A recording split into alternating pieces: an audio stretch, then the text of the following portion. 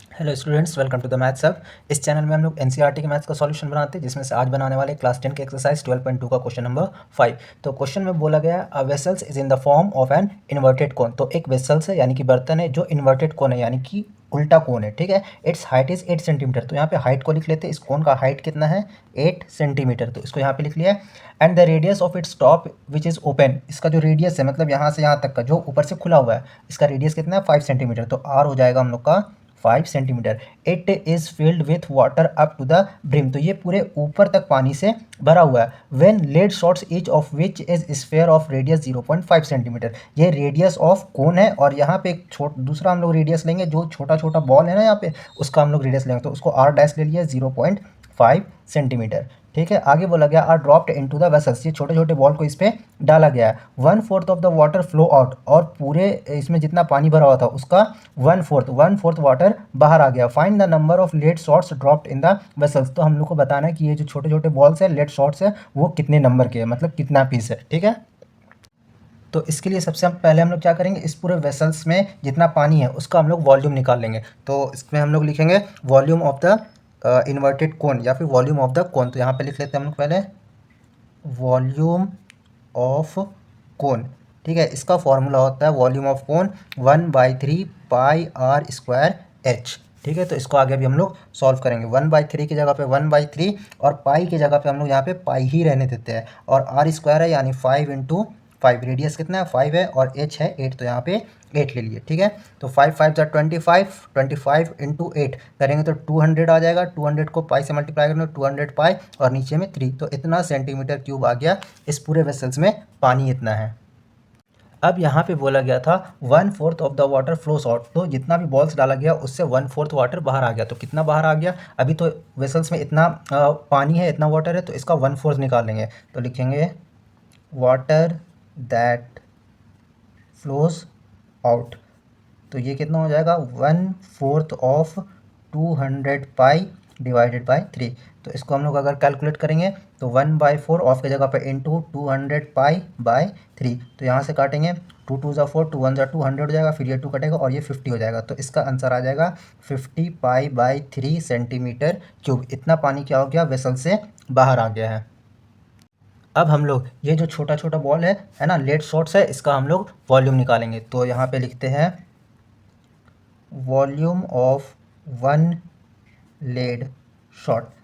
Volume ये sphere के shape का है, तो इसका यानी कि वॉल्यूम ऑफ स्फेयर का फॉर्मूला लगाएंगे, वो होगा 4/3 पाई आर क्यूब। ठीक है, यहाँ पे आर डैश लेंगे क्योंकि स्फेयर का जो रेडियस था बॉल का वो 0.5 था, आर डैश था। तो यहाँ पे ले लेंगे 4/3, पाई की जगह पे पाई ही रहने देते हैं। और आर डैश कितना था? 0.5 था, that is 0.5 into 0.5 into 0.5।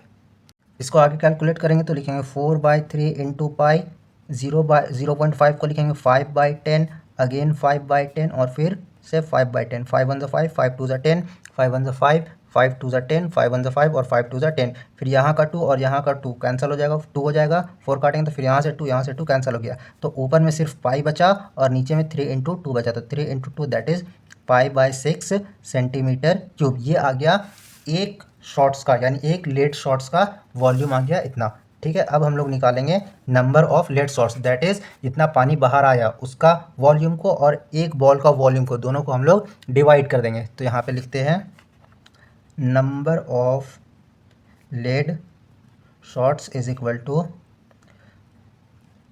Volume of water that flows out upon volume of one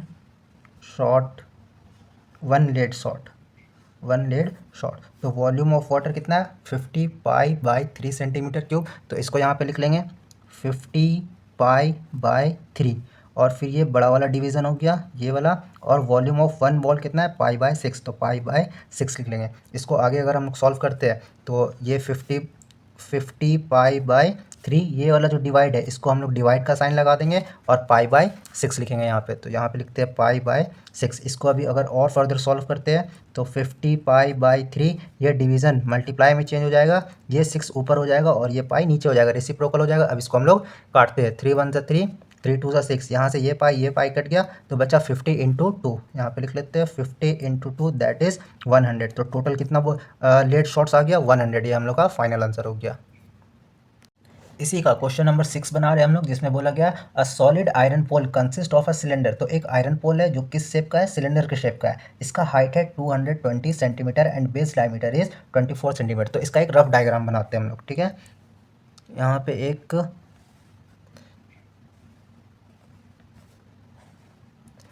एक हम लोग सिलेंडर बनाए हैं। अब इसका हाइट मतलब यहाँ से यहाँ तक है 220 सेंटीमीटर, और इसका जो डायमीटर है मतलब यहाँ से लेके यहाँ तक है 24 सेंटीमीटर। तो इसको पहले हम लोग यहाँ पे लिख लेते हैं, ठीक है। हाइट ऑफ, यहाँ पे ये बड़ा पोल है, आगे और क्वेश्चन पढ़ेंगे तो और फिर एक छोटा पोल भी आएगा, ठीक है। तो height of bigger cylinder is equal to 220 centimetre, और फिर इसका डायमीटर को बड़ा डी, ये हाइट को हम लोग ना कैपिटल एच ले लेते हैं, डायमीटर को capital D that is 24 centimetre, और बड़ा सिलेंडर है इसलिए इसको कैपिटल ले रहे हैं, और इसका आर हो जाएगा 12 सेंटीमीटर। आगे बोला गया है which is surmounted by an another cylinder of height 60 centimetre. तो इसके ऊपर एक और सिलेंडर है, तो यहाँ पे एक और सिलेंडर बनाते हैं हम लोग। ये एक और सिलेंडर इसी के ऊपर है, इसका हाइट कितना है 60 सेंटीमीटर, ठीक है। तो ये इसका हाइट को हम लोग छोटा एच यानी स्मॉल एच मान लेंगे, ये हो जाएगा 60 सेंटीमीटर, और फिर इसका रेडियस है 8 सेंटीमीटर, तो इसका आर हम लोग ले लेंगे 8 सेंटीमीटर, ठीक है।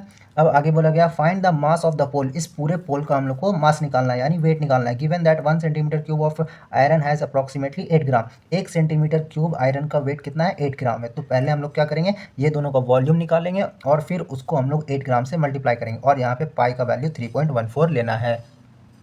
तो इसको बनाते हैं हम लोग, यहाँ पे लिखेंगे इस पूरे का हम लोग को वॉल्यूम निकालना है, तो लिखेंगे volume of iron pole is equal to volume of bigger cylinder plus volume of smaller cylinder. दोनों का वॉल्यूम को हम लोग फॉर्मूला लगाते हैं। तो ये सिलेंडर है, दोनों में सेम ही फॉर्मूला लगेगा दैट इज पाई।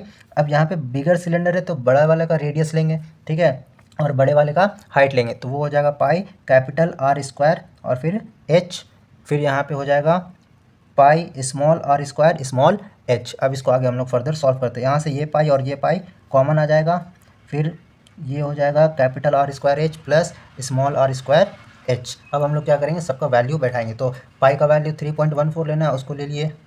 बड़ा आर है 12, तो हम लोग लिखेंगे 12 का स्क्वायर इंटू एच है 220 प्लस छोटा आर है 8, तो 8 का स्क्वायर प्लस एच है 60।